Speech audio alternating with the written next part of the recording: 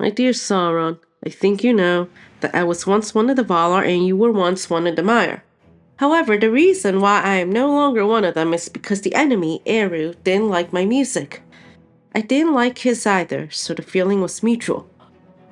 Eru is considered the one, as in the one true creator of Middle-earth. From him, I have been given power and knowledge, which I have decided to use to usurp the power of the children of our enemy.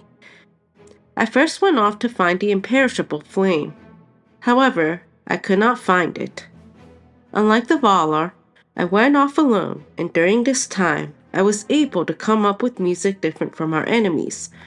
See, our enemy, Eru, first came up with the setting of Middle-earth, and the first of the Ainur he would be creating would be the Valar. The Valar were interesting creatures. They would always do what our enemy wants them to do. I was originally one of them, but amid my solitude, I was able to come up with music that was much better and even more colorful than our enemies.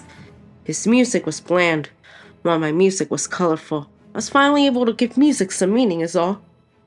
Later, Yavanna wanted the 2 lamps of the Valar, so she asked her spouse, Aule, with whom he worked with, to build them so she could plant more trees.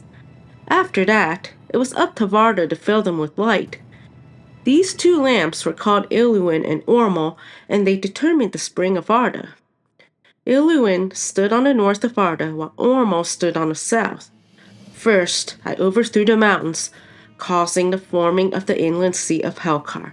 However, as they shone for thousands of years during the spring, the Valar were able to live in peace.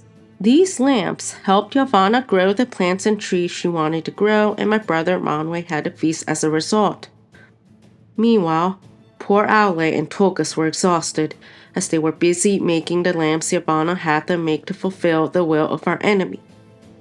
I was so irritated that the Valar were able to have their fun. I figured I could end the spring of Arda.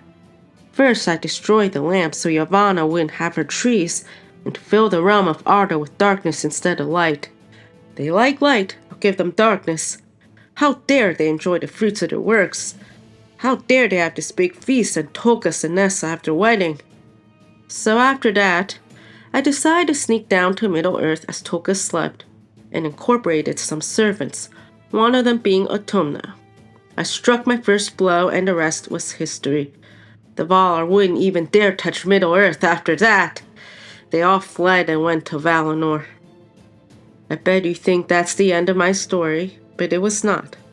In fact, Ungoliant and I wanted revenge of the Valar in Valinor, using the strategies of revenge that I will certainly equip you with as you fulfill your desires for power. You certainly know Aule very well as a servant. With my help, you can rule all of Middle-earth. Rule on, Melkor Morgoth.